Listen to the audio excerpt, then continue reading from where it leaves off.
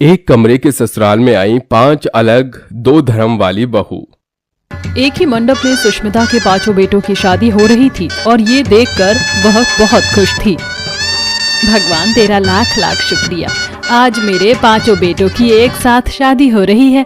पहले तो ये शादी करने के लिए तैयार नहीं थे, लेकिन अब इनके चेहरे की खुशी देखकर मुझे भी यकीन हो गया है कि मेरे बच्चों की शादी फल जाएगी। विवाह संपन्न हुआ, 5 वर वधू अपनी माता का आशीर्वाद ले लीजिए। ये सुनते ही सुष्मिता के 5 बहू बेटे उसका आशीर्वाद ले लेते हैं। विदाई होने के कुछ देर बाद 5 बहू ससुराल आ जाती हैं, जहां सुष्मिता उनका गृह प्रवेश करने के बाद कहती है, बहू हमारा ये एक ही घर है जो कि एक कमरे का है, यहाँ 5 कमरे नहीं है, तो तुम 5 बहुओं को ऐसे ही एडजस्ट करना पड़ेगा। तुम्हारे अलग अलग बिस्तर उस तरफ हैं, जाओ आराम कर लो। जी माँ जी। सुष्मिता की बात सुन 5 बहू घूंघट में ही अपने बिस्तर पर चली जाती हैं। सब सो जाते हैं। अगले दिन 5 बहू जो कि 5 धर्म वाली थी, अपने अंदाज में आकर 5 पूजा कर रही थी। बड़ी बहू शेफाली और दूसरी भोजपुरी बहू निमकी शिव जी की पूजा कर रही थी, तो वहीं तीसरी बहू जोया नमाज पढ़ रही थी। चौथी बहू मद्रासन मिहिका जो मुर्गन की पूजा कर रही थी। वहीं 5वीं बहू ग्रेस जो जीसस की प्रार्थना कर रही थी। Dear God Jesus, I am so thankful that you are my God. You saved me. Jesus Christ, Hallelujah. आमीन, आमीन, आमीन। आवाज सुनकर सुष्मिता की आंख खुल जाती है और वो अपनी 5 बहू को अलग अलग पूजा करते हुए देख हक्की बक्की रह जाती और कहती है, अरे ये तुम 5 क्या कर रही हो? तुम अलग अलग धर्म से हो। ये क्या है? एक ने मद्रासन की तरह साड़ी पहनी है, दूसरी ने हिजाब बांधा है, तीसरी फ्रॉक में है। ये सब चल क्या रहा है? आई अम्मा, वी आर आपकी 5 धर्म वाली बहू होती, मैं मद्रासन में ही का। सलाम वालेकुम मम्मी जान, मैं जोया। प्रणाम माँ जी, मैं Shefali. Good morning mother in law, I am Grace. तभी निमकी उछलकर सास के पैर छूती है, जिससे डरकर सुष्मिता पीछे हो जाती है। प्रणाम अम्मा जी, कैसन बा? ठीक बा? हाय राम, बाप रे बाप, ये तुम 5 बहू 5 ट्रेलर की तरह रिलीज क्यों हो रही हो? डरा ही दिया। ये क्या हो रहा है, मुझे समझ नहीं आ रहा। 5 अलग धर्म की हो, एक मद्रासन, मोमडन, हिंदू, क्रिश्चियन, भोजपुरी। आखिर कोई बताएगा मुझे ये सब क्या चल रहा है? मेरे बेटों की शादी तो मंडप में हिंदू लड़कियों से हुई थी। तभी सुष्मिता के 5 बेटे बोलते हैं, माँ ये आपकी बहुएं हैं। दरअसल जिन लड़कियों से आप हमारी शादी करवाने वाली थी वो हमें पसंद नहीं थी। हमारी अपनी पसंद से हमने शादी कर ली। इन लड़कियों के सामने हमने हाथ पैर जोड़े और वापस भेज दिया। हाँ माँ, आप हमारी कभी बात नहीं मानती, इसलिए हमने सबके सामने आपके आशीर्वाद से और अपनी पसंद की लड़कियों से शादी कर ली। इससे आपकी बात भी रह गई और हमारी भी। मेरे साथ इतना बड़ा धोखा, मैं इन 5 को कभी अपनी बहू नहीं मानूंगी। माँ एक बार आप मौका तो देकर दीजिए, 5 बहू आपको निराश नहीं करेंगी। अरे क्या मौका दूं कि ये मेरे एक कमरे की उसी रसोई में मीट मच्छी पकाएंगी और ये मुस्लिम, क्रिश्चियन और भोजपुरी बहू ये सब तो मांसाहारी खाते हैं और यही बनाकर मेरे घर को अशुद्ध भी कर देंगी। नहीं नहीं नहीं नहीं, ऐसा नहीं हो सकता। हाँ माँ जल्दी मान जाइए, जोया ऐसा कुछ भी नहीं बनाएगी। हाँ अम्मी जान, आप हमें एक मौका दीजिए, हम आपको गिला शिकवे का एक भी मौका नहीं देंगे। हमें से कोई मांसाहारी नहीं खाएगा, न बनाएगा। माँ जी प्लीज मान जाइए। उसकी 5 बहू बेटे हाथ जोड़कर प्लीज करते हैं, जिसके बाद सुष्मिता मान जाती है। फिर 5 बहू खाना बनाने जाती हैं तो कहती हैं, अरे मुझे माँ जी के लिए बहुत कुछ बनाना है, पहले मुझे बनाने दो। आइए मुर्गन, पहले खाना मैं बनाती। या अल्लाह, व्हाट्स रॉन्ग विद यू? पहले हमें पकाने दीजिए। Why you are first? मुझे पहले बनाना है, वैसे ही सामान जुटाने में वक्त लग गया। अरे आप लोगन का हुई गवा, तो अब हमका खाना बनाई दे छुंदर। अरे ये क्या मच्छी बाजार बनाकर रखा है तुम 5 ने? बारी बारी से बना लो, 2 स्टोव हैं। जी अम्मी जान। यह सुनकर 5 बहू बारी बारी से खाना तैयार करती है। खाना बन जाने के बाद सुष्मिता खाना देखकर कहती है, हे भगवान, पता नहीं तुम 5 ने पहली रसोई में क्या बनाया है, मेरा तो खाने का भी जी नहीं करता। शेफाली बहू के हाथ का बना खा लूंगी। आई अम्मा, मैंने आपके लिए खास इडली डोसा सांभर बनाती, इट्स अ वेजिटेरियन। अम्मी जान, मैंने तो खास आपके लिए मेवे वाली सेवइयां बनाई हैं। और मॉम, मैंने आपके लिए मैपल रोस्टेड रूट्स वेजिटेबल बनाया है, खाइए।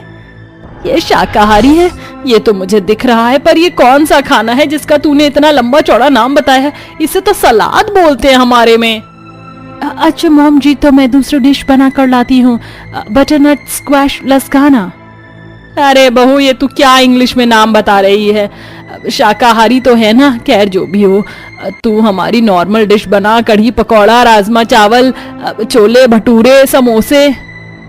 अरे माँ जी, उसके लिए मैं हूं ना, मैं बनाऊंगी। मुझे देखिए, आज तो मैंने पहली रसोई में गाजर का हलवा, आलू की कचौड़ी और शाही पनीर बनाया है, खाइए। अरे वाह, मेरे मुंह में तो पानी आ गया। ये कहकर सुष्मिता अपनी पांचों बहू का बना खाना खाकर खुश हो जाती है। फिर उनको शगुन में सोने का हार देती है। वक्त गुजरता है, वह अपनी पांचों बहू को अपना तो लेती है, लेकिन एक कमरे में पांचों बहुओं का रहना दूभर हो जाता है। कभी रात को जोया बहू खर्राटे मारती थी तो पांचों परेशान हो जाती थी, तो कभी मीका बहू मच्छरों से परेशान होती। हे कड़वुल्ले, कितने मच्छर हमको काटती। निखिल, तुम कुछ करती है नहीं? पंखे की हवा भी मुझको ठीक से नहीं आती, बड़ा बेड फील होती। हम पांच बहू बड़ी मुश्किल से एक कमरे के ससुराल में रही थी। अरे यार सो जाओ, मेरे को जोर से नींद आती है। तभी मच्छर मारते मारते मिहिका सो जाती है। अगले दिन शेफाली आईने के सामने गुनगुनाते हुए तैयार हो रही थी। चढ़ती जवानी मेरी चाल मस्तानी, तूने कदर ना जानी रामा, हाय रामा, हाय रामा। चढ़ती जवानी भौजाई, ये का करत हुआ? हमको तैयार नहीं होवत का?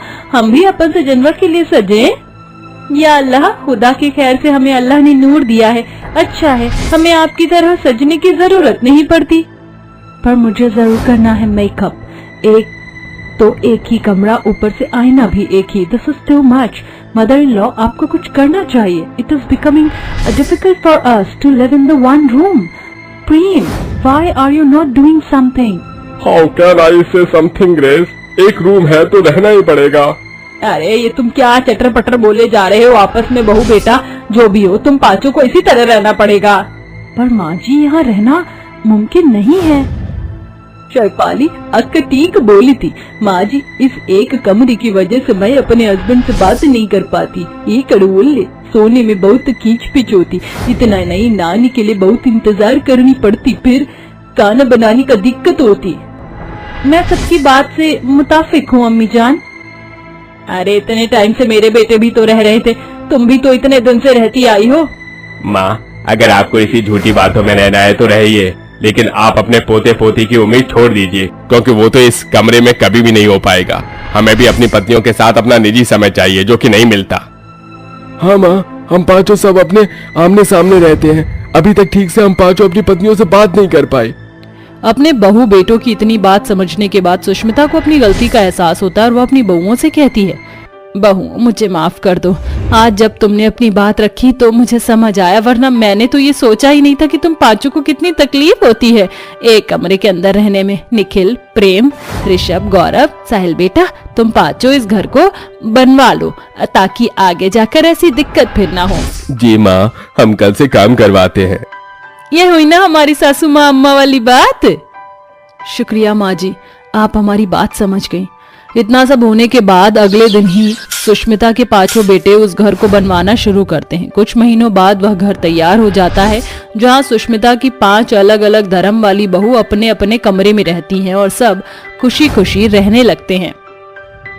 सभी लोग मंडप के चारों ओर बैठे होते हैं और मंडप में बैठा हुआ पंडित शादी के मंत्र पढ़ रहा होता है। ओम मंगलम भगवान विष्णु, मंगलम गरुड़ध्वजः, मंगलम गणिकाक्ष, मंगलाय तनोहरि। उस मंडप में अनुपमा एक अधेड़ उम्र के बुढ़े आदमी के साथ बैठी होती है। चलिए जजमान, अब अपना हाथ आगे बढ़ाइए और वधू का हाथ अपने हाथ में रखिए, जिसके बाद आपको सामग्री अग्नि में डालनी है। पंडित के कहने पर वो बुढ़ा अमित और उसकी होने वाली पत्नी अनुपमा, जो कि अभी केवल 23 साल की ही थी, वो पंडित के कहने पर अग्नि में सामग्री डाल देते हैं। बेचारी अनुपमा बहुत रो रही होती है। वहीं मंडप के पास बैठी हुई औरतें आपस में बातें करती हैं। हे भगवान, आखिर क्या देखा है उषा बहन ने इस अधेड़ उम्र के बुढ़े आदमी में? अरे औरतों की जिंदगी कितनी कठिन होती है। अगर उनका पति मर जाए तो उनके साथ इसी तरह बर्ताव किया जाता है। अरे मैंने तो सुना है कि यह अधेड़ उम्र का आदमी बहुत अमीर है और इसने बेचारी अनुपमा से शादी करने के लिए खूब सारा पैसा भी दिया है उषा को। और इस जैसी लालची औरत का हो ही क्या सकता है, गरीब तो है ही और एक कमरे में गुजारा कब तक करती, इसलिए शॉर्टकट रास्ता ढूंढा इसने। तभी वहाँ पर सागर शहर से आता है और अपनी विधवा भाभी की शादी एक अधेड़ उम्र के आदमी से होते हुए देख हैरान रह जाता है। दूसरी तरफ वो औरतों की सारी चुगली भी सुन लेता है। मेरे होते हुए मैं इतना बड़ा अनर्थ नहीं होने दूंगा। सागर आकर शादी को रोक देता है, जिसके चलते उषा बहुत ज्यादा गुस्से में आ जाती है। अरे बेटा, तू पागल हो गया है? अरे हो जाने दे इस विधवा की शादी। अरे ये शादी करके इस घर से चली जाएगी तो तुझे अपनी बहू लाने में कोई दिक्कत नहीं होगी, और तू जानता तो है ही हमारे पास एक ही कमरा है। ये आप कैसी बातें कर रही हो माँ? आप एक अधेड़ उम्र के आदमी से भाभी की शादी करवा दोगी तो क्या वो खुश रहेंगी? और एक कमरे के लालच में मैं ऐसा अनर्थ नहीं होने दूंगा। वह अनुपमा का हाथ पकड़ता है और उसे मंडप से उठाकर अपने घर के एक कमरे में ले आता है। ये शादी आपकी मर्जी के खिलाफ हो रही है, ये मैं जानता हूँ। आपको ये शादी जबरदस्ती करने की कोई जरूरत नहीं है। अनुपमा की आंखों में आंसू होते हैं और वो हाथ जोड़कर सागर से कहती है, तुम्हारा बहुत बहुत शुक्रिया देवर जी, आज अगर तुम न होते तो पता नहीं कैसा अनर्थ हो जाता। भाभी, आप मेरी जिम्मेदारी हो और अब से आपके ऊपर कोई अत्याचार नहीं होगा। ये सब उषा कमरे के बाहर दरवाजे के साथ खड़े होकर सुन लेती है, जिसके चलते वो कमरे में आती है और अनुपमा को पकड़कर मारना शुरू कर देती है। कुलच्छनी कहीं की, तूने मेरे छोटे बेटे को भी अपने जाल में फंसा लिया है, लेकिन तू चिंता मत कर, मैं बहुत जल्द अपने छोटे बेटे की शादी करवा दूंगी, जिसके चलते तेरा मेरे बेटे से पीछा छूट ही जाएगा। माँ जी, आप ऐसा क्यों सोचती हो? देवर जी मेरे छोटे भाई की तरह हैं, मैं उनके बारे में ऐसा कभी सोच भी नहीं सकती। पहले तो तू मेरे बड़े बेटे को खा गई, लेकिन अब तू मेरे छोटे बेटे के पीछे पड़ी है। अरे तुझे क्या लगता है तू बहुत तेज है? मैंने सुना था कि डायन भी 7 घर छोड़कर वार करती है, लेकिन तू तो डायन से भी बदतर है। उषा की जली कुटी बातें सुनकर बेचारी अनुपमा रोने लगती है। तभी सागर अपनी माँ का मूड ठीक करने के लिए उन्हें घर से बाहर ले जाता है। कुछ ही देर में अमित कमरे में आ जाता है। तुम यहाँ क्या कर रही हो? चलो, आज हमारी शादी है, हमें शादी करनी है। मेरा हाथ छोड़िए, मैं आपसे शादी नहीं कर सकती, अपनी उम्र तो देखिए। अरे क्यों अपनी जिंदगी बर्बाद करने पर तुली हुई हो? इस एक कमरे के ससुराल में तुम्हारा क्या ही गुजारा होगा। मेरे साथ चलो, मेरा खुद का बहुत बड़ा फार्म हाउस है। अरे हमारी सुहागरात के लिए बहुत अच्छा है। तभी वहाँ पीछे से सागर आता है और उस बूढ़े का कॉलर पकड़कर उसके मुंह पर एक मुक्का मारता है। अगर एक शब्द और तूने अपने मुंह से निकाला तो मुझसे बुरा कोई नहीं होगा। जा, चला जा यहाँ से। सागर के इस बर्ताव से अमित वहाँ से चला जाता है और शादी कैंसिल हो जाती है। उस दिन के बाद से उषा अपनी विधवा बहू के ऊपर और भी ज्यादा अत्याचार करने लगती है। ये जिंदगी इतनी कठिन क्यों हो गई है? इससे अच्छा तो मैं मर ही जाऊं। अनुपमा अपने कमरे में फांसी लगाने की कोशिश करती है, लेकिन सागर उसे बचा लेता है। आप ऐसा कर भी कैसे सकती हो? एक तो पहले ही मैं इतना परेशान हूँ, ऊपर से आप भी। सागर, मुझे माफ कर दो। क्या हुआ? तुम परेशान क्यों हो? क्या बताऊं भाभी जी, मैं एक लड़की से बहुत प्यार करता हूँ, लेकिन उसकी फैमिली लव मैरिज के खिलाफ है। अपने प्यार के बिना रहने पर जो हालत होती है मैं अच्छे से जानती हूँ, इसलिए अपने प्यार को किसी और के लिए मत छोड़ना। ऐसा कहकर अनुपमा वहाँ से चली जाती है। अगले ही दिन सागर अपने घर पर अपने दोस्त अजय को बुला लेता है। अजय मेरे दोस्त, अच्छा हुआ तुम आ गए, मुझे तुमसे बहुत जरूरी बात करनी है। अरे जिगरी यार ने मुझे बुलाया है तो आना तो पड़ता ही। तभी अनुपमा 2 ग्लास में पानी लाकर अजय और सागर को देती है। अजय जब अनुपमा को देखता है तो वो उसे देखता ही रह जाता है और उसे पहली नजर में ही अनुपमा से प्यार हो जाता है। अनुपमा के जाने के बाद सागर अपनी सारी परेशानी अपने जिगरी दोस्त अजय को बताता है। मेरे पास एक बहुत अच्छा प्लान है, अगर तू तैयार है तो। अपनी दृष्टि से शादी करने के लिए मैं कुछ भी कर सकता हूँ। अजय सागर को अपना प्लान बताता है, जिसके बाद वो दोनों दृष्टि को अगवा करके अपने साथ एक मंदिर में ले जाते हैं, जहाँ अजय दृष्टि और सागर की शादी करवा देता है। तुम दोनों की शादी तो हो गई, लेकिन अब मेरा क्या? तुम्हारे कहने का मतलब क्या है? मैं समझा नहीं। मैं जानता हूँ कि तुम्हें ये सुनकर कैसा लगेगा और तुम इस बात का क्या रिएक्ट करोगे। देखो, मुझे तुम्हारी भाभी बहुत पसंद है। तुम्हारे भैया के जाने के बाद वो बेचारी अकेली हो गई हैं। क्यों ना मैं उनसे शादी कर लूं? ये सुनकर सागर बहुत खुश होता है। अरे यार, क्यों नहीं, तू मेरे बड़े भाई जैसा है और फिर मैं जानता हूँ कि तू मेरी भाभी को बहुत खुश रखेगा। हम दोनों की शादी तो हो गई है, अब हम तुम दोनों की शादी करवाएंगे। सागर अपनी पत्नी दृष्टि को अपने घर ले आता है, जिसके बाद वह अपनी माँ को दृष्टि के बारे में बताता है। वहीं वह अपनी माँ को अपनी भाभी अनुपमा और अजय की शादी के लिए कहता है।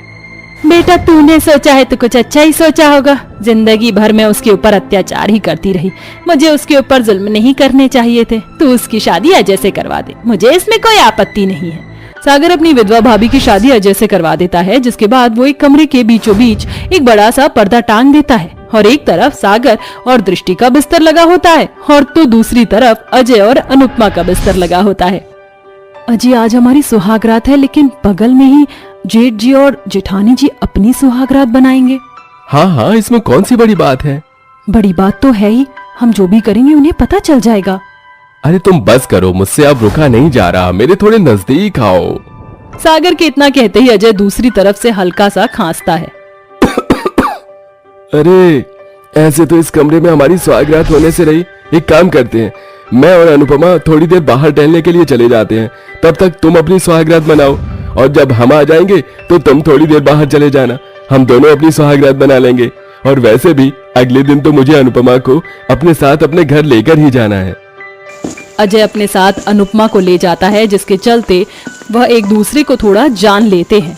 वहीं कुछ देर बाद वह वापस आ जाते हैं तो सागर और दृष्टि बाहर चले जाते हैं। इस प्रकार उनके एक कमरे में सुहागरात होती है और अगले दिन अजय अपने साथ अनुपमा को अपने घर ले जाता है। इसके बाद वह दोनों अपनी जिंदगी में खुशी खुशी रहने लगते हैं।